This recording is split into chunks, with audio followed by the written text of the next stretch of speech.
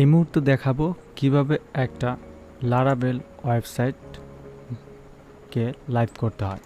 প্রথমে যদি আমরা দেখি, এটা হচ্ছে আমার একটা সাবডোমেন। এই সাবডোমেনের ভিতরে একটা Laravel e commerce theme upload করা হয়েছে।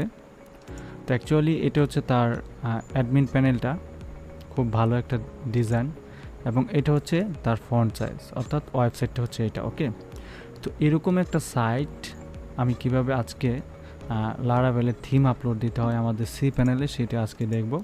তো প্রথমে আমাদেরকে যেটা করতে হবে, আমরা যে কোনো একটা সাবডোমেন তৈরি করে নিলাম আমাদের মতো করে। তোমরা ইচ্ছে করলে তোমাদের রুট ফাইল, অর্থাৎ তোমাদের মেইন ডোমেনের ভিতরেও দিতে পারো, সাবডোমেনেও দিতে পারো, এটা কোনো ব্যাপার না। আমি তো এখানেও সাবডোমেন দিয়েছি, এই যে পিএইচপি দিয়েছি, এটাকে শুধু আমি itmasud.xyz এখানেও রাখতে পারতাম, যে যারভাবে ইচ্ছা। তো যাই হোক, আমি এটাকে shop1.itmasud.xyz এটাতে রাখলাম। তো ব্যাক করলাম, ব্যাক করার পর আমি এটা রুট ফাইলে চলে গেলাম। তো রুট ফাইলে চলে যাওয়ার জন্য আমাদেরকে যেতে হয় যে এখানে, অথবা আমাদের যে সি প্যানেল আছে, সি প্যানেলে তো আমরা বাই ডিফল্ট এই পেজে থাকি, রাইট? এখান থেকে আমরা আমাদের যেই সাবডোমেনটা তৈরি করলাম সেই ডোমেনটা খুঁজে পাবো। এই যে ডাবল ক্লিক করে ভিতরে যেতে পারবো, এই হচ্ছে অবস্থা। বাট আমি যেহেতু সাবডোমেন তৈরি করছি, ওখান থেকেই ভিতরে যাওয়া যায়, আমি দেখলাম। তো আমার যে রুট ফাইলটা আছে, অর্থাৎ এই শপের ভিতরে আমি রাখলাম, এটার ভিতরে এখন আপাতত আছে, রাইট? তো এখন আমি কি করব, এখানে রুট ফাইলগুলোকে আপলোড দেব। এর জন্য এই যে ফাইলগুলো আছে বাই ডিফল্ট সিলেক্ট করে আমি এখান থেকে ডিলিট করে দেব। এই টিকটা দেওয়ার মানে হচ্ছে পার্মানেন্টলি ডিলিট হয়ে যাবে, রিসাইকেল বিনে থাকবে না। অর্থাৎ সি প্যানেলেরও কিন্তু একটা রিসাইকেল বিন থাকে, তো রিসাইকেল বিনে থাকবে না, এই জন্য এটাকে ডিলিট করে দিলাম। তো আমার এই ফাইলটা কোথায় আছে আমরা যদি একটু দেখি, তাহলে আমরা দেখব যে আমাদের এই ফাইলটা আছে যেখানে আমরা ডাউনলোড দিছি, এই ফাইলটা এখানেই আছে। ওকে, এই যে এটার ভিতরে ফাইলটা আছে, রাইট?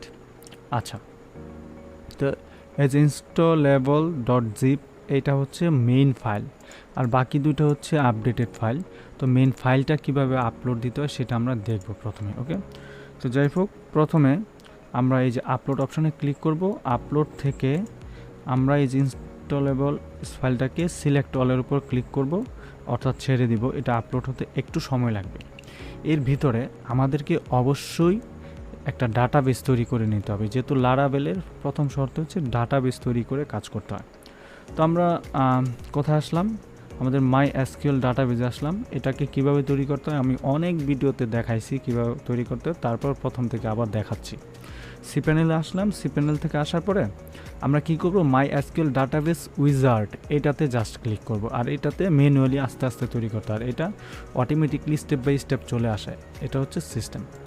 তো অনেক সময় মাই এসকিউএল ডাটাবেস উইজার্ড দিয়ে ডাটাবেস কানেক্ট হয় না, কিছু জিনিসের রিকোয়ারমেন্টের দরকার হয়, সেটা ডেভেলপার যখন সাইটটা বিল্ড আপ করে তখন সে তার মতোই তৈরি করে। বাট আমরা এটা দিয়ে ট্রাই করব, না হলে ম্যানুয়ালি তৈরি করব। এখানে আমি আমার যে কোনো একটা ডাটাবেজের নাম দিব। তো কী নাম দিব, আমি যেহেতু shop1 দিয়ে কাজ করতেছি, আমি এই ডাটাবেজের নাম shop1 দিলাম। দ্য নেক্সট স্টেপে ক্লিক করলাম। তারপর কি বললো, অলরেডি এক্সিস্ট। আচ্ছা, shop1 কি অলরেডি এক্সিস্ট? না, অ্যাকচুয়ালি কি shop1 অলরেডি এক্সিস্ট? না। তাহলে আমরা একটু যাই, ডাটাবেসটা চেক দিই। ওরা যে বললো ডাটাবেসের ভিতরে অলরেডি 1 এক্সিট আছে। আচ্ছা, এই যে এটা দেখাচ্ছে, এটার প্রথম কারণ হচ্ছে কি, আমার সি প্যানেল থেকে লগ আউট হয়ে গেছে, এর জন্য আমাকে এরকম দেখাচ্ছে। তো আমার সি প্যানেল থেকে যদি লগ আউট হয়ে যায়, ভয়ের তো কোনো কারণ নাই, ভয়ের কোনো কারণ নাই। আমাকে কি করতে হবে, সিম্পলি আমার ওই যে অ্যাকাউন্ট, আমি যেহেতু নেমচিপ থেকেই কাজ করি, তো এটা আমি দেখাবো। নেমচিপ থেকে আমার সিস্টেমটা দেখাবো। তো এইটা হচ্ছে একটা অপশনাল বিষয়। অনেক সময় দেখা যায় আমরা ডাটাবেস তৈরি করতে গেলে লগ আউট হয়ে যায়, কিছু একটা হয় বা কাজ করতে পারি না, এরকম অনেক সময় দেখায়। তো এরকম দেখাইলে আমরা কি করব, আমরা আমাদের একদম অ্যাকাউন্ট থেকে সি প্যানেলে লগ ইন করবো। ওকে, আচ্ছা, এখন হোস্টিং আসলাম। এখন হোস্টিং থেকে গো টু cPanel চলে গেলাম। অনেকের লগ আউট করতে হয় না, খুব ইজিলি করে ফেলে। আচ্ছা, এবার আসলাম, এই যেগুলো সব বাদ দিলাম। ওকে, এগুলো সব বাদ দিয়ে দিলাম, এইটাও বাদ দিয়ে দিলাম, এটা ঝামেলা করতেছে, এটাও বাদ দিয়ে দিলাম, জাস্ট যেটা আপলোড হয়েছে সেটাও বাদ দিয়ে সেটা রাখলাম, আর বাকিগুলো সব উড়াই দিলাম। তো এটাকে আমি এই সাইটে নিয়ে আসি। এখন আমি যদি MySQL ডাটাবেজে যাই বা এটাতে ক্লিক করি, দেখব এই নামে বা লগ ইন হচ্ছে। এতক্ষণ কিন্তু আমাকে সরাসরি লগ আউট হয়ে গেছিলো, রাইট? এই যে শপ 1 নামে হয়ে গেছে একটা। তো শপ 1 নামে যে হয়ে গেল, তো এটার তো আমি কোনো কিছুই জানি না, এটা না পাসওয়ার্ড জানি না, কোনো কিছুই জানি না। তাহলে এটাকে আমার কি করতে হবে? প্রথমে এটাকে ডিলিট করে দিতে হবে। এর জন্য আমাকে MySQL ডাটাবেজে আসতে হবে, যেহেতু আমি এটা কমপ্লিটলি তৈরি করতে পারি নাই। তো এটা কি করব? MySQL ডাটাবেজে আসার পরে ডাটাবেজের লিস্টগুলো নিচে দেখব। আমি এখান থেকে খুঁজবো এই যে শপ 1, এটা আমি ডিলিট করে দেব। ওকে, ডিলিট করে দিচ্ছি। এটা হচ্ছে বোনাস যে সিস্টেমগুলো অনেক সময় আমাদের কাজ করতে। আবার নিচে যাই, গিয়ে দেখবো আমরা শপ 1 আছে এই যে নিচে কারেন্ট ইউজারের ভিতরে দেখবো আমরা শপ 1 নামে একটা আমাদের ফাইল আছে। যদি থাকে তাহলে থাকলো, এই যে শপ 1 নামে ফাইলটা মেবি নাই, কারণ এখন আমরা অ্যাড করি না। আচ্ছা, আমরা এখন cPanel থেকে আবারও যাব কি MySQL ডাটাবেজে, এখানে যাই। এতক্ষণ আমাদের কি দেখাইছে? আমরা যখন শপ 1 দিয়েছিলাম তখন বলছো অলরেডি এটা তৈরি করে ফেলছি। অ্যাকচুয়ালি আমরা এটা তৈরি করি নাই, আমাদের cPanelটা লগ আউট অটোমেটিকলি হয়ে গেছে, একটা লিমিট থাকে লগ আউট হয়ে যাওয়ার, এই জন্য এটা দেখাচ্ছে। নেক্সটে ক্লিক করব, এই যে এখন কিন্তু তৈরি হয়ে গেল, রাইট? আবার শপ 1 দিলাম। এখন পাসওয়ার্ডটা কি? একটা জিনিস সবসময় আমরা মনে রাখবো, ডাটাবেজ তো কেউ চুরি করে না, তো এটাকে ডাটাবেজে তো কেউ লগ ইন করতেছে না, তো ডাটাবেজের সব কিছু ইজিলি রাখবো। ডাটাবেজের ইউজার নেম, ডাটাবেজের পাসওয়ার্ড, ডাটাবেজের নাম, সব কিছু ডাটাবেজের নামের সাথে রাখবো। আমি সেম এটা রাখছি, ডাটাবেজের ইউজার নাম এটা, পাসওয়ার্ড এটা, তারপর হচ্ছে ডাটাবেজের নাম এটা সেম দেওয়ার পরে ক্রিয়েট ইউজারে ক্লিক করলাম। করার পরে অল প্রিভিলেজেস এখানে ক্লিক করে মেক চেঞ্জেস করলাম। আমার আপাতত ডাটাবেসটা তৈরি হয়ে গেল। এই যে আমার cPanel-এ এটা আপলোড হয়ে গেল, এটাকে গো ব্যাক দিব। গো ব্যাক দিলে এই যে চলে আসছে। এটা কোথায় চলে আসছে? এই যে এই ডোমেন বরাবর, সাবডোমেন। তো এটাকে আমি এক্সট্রাক্ট করব। এক্সট্রাক্ট করার পরে যা আছে তাই, কোনো চেঞ্জ করব না, এক্সট্রাক্ট ফাইলসে ক্লিক করে ফেলবো। একটু সময় নেবে। তো আপাতত কিন্তু এটা এক্সট্রাক্ট হয়ে গেল। ক্লোজ দিলাম। ক্লোজ দেওয়ার পর এই যে ইনস্টলেবল ফাইলটা আছে না, এটার ভিতরে গিয়ে দেখবো অনেকগুলো ফাইল আছে। এটার দিকে খেয়াল করব, কি আছে? .xyz পর্যন্ত আছে। এটার ভিতরে গেলে দেখো, তারপর ইনস্টলেবল অপশন আছে, বাট আমরা এটাকে অল সিলেক্ট করে মুভে গিয়ে এই যে দেখো ইনস্টলেবল যে অপশনটা আছে এটাকে জাস্ট কেটে দিয়ে মুভ অপশনে ক্লিক করব, তাহলে এটা রুট ফাইলে চলে আসবে। এই যে এটার ভিতরে চলে আসছে, রাইট? এখন এটাকে আমরা রাখলেও পারি, আর ডিলিট করলেও পারি, কোনো ব্যাপার না। এখন যা আসলো এরকম। এখন আমরা কি করব? এই ডোমেনটাতে আমরা জাস্ট ঢুকবো।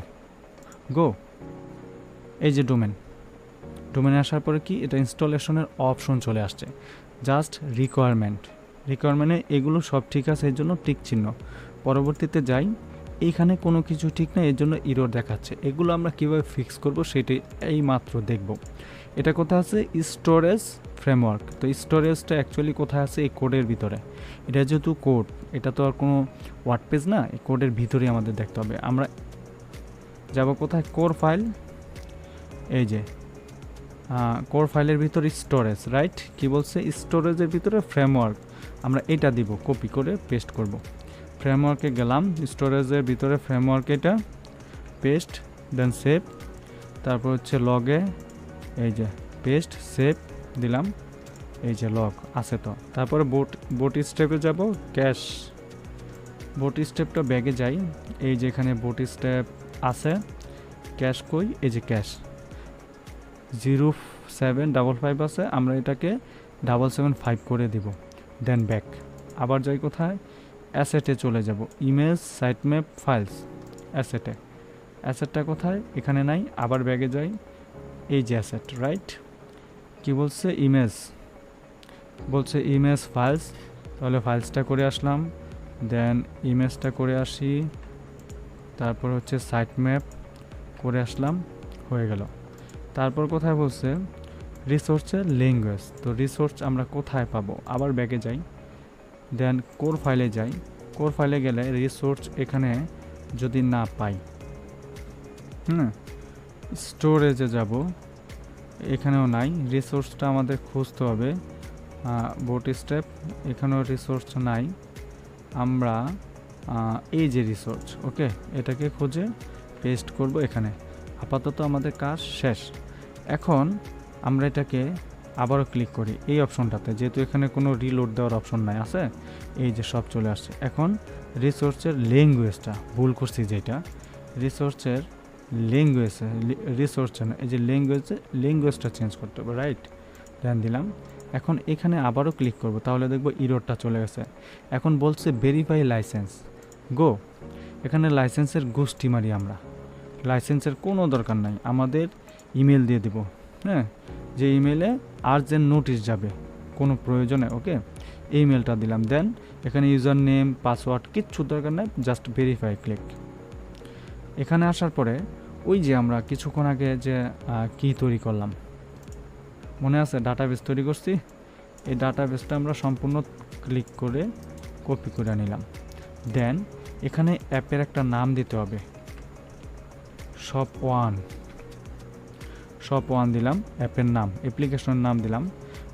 অ্যাপ ইউআরএল লোকাল হোস্ট থাকুক, অথবা লোকাল হোস্ট না থেকে আমরা শপ ওয়ান দিতে পারি।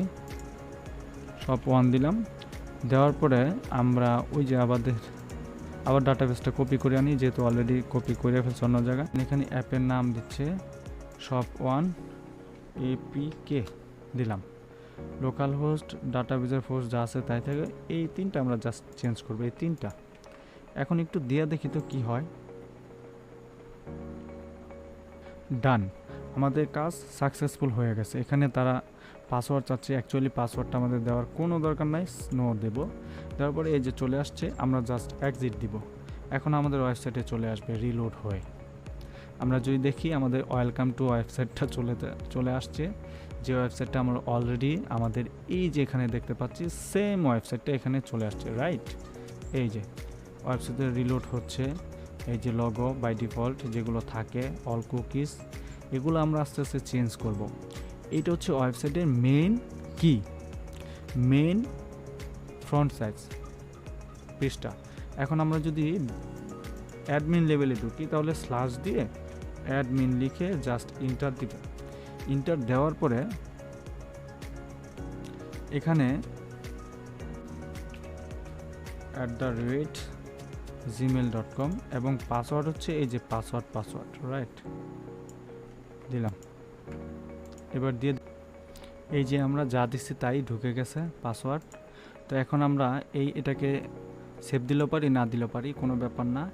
এই যে এখানে ম্যানেজ ক্যাটাগরি আছে, চাইল্ড ক্যাটাগরি, যেমন sub category, brand, all product, stock out product, campaign offer, তারপর হচ্ছে ম্যানেজ অর্ডারগুলো এখানে আছে।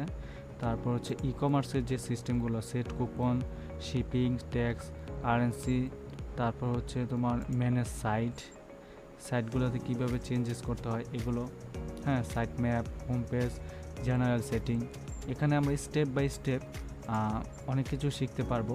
তো আমরা আজকে না, পরবর্তীতে যেহেতু এটা ইনস্টলেশন করেছি, পরবর্তীতে আমরা স্টেপ বাই স্টেপ এটাকে শিখে ফেলবো।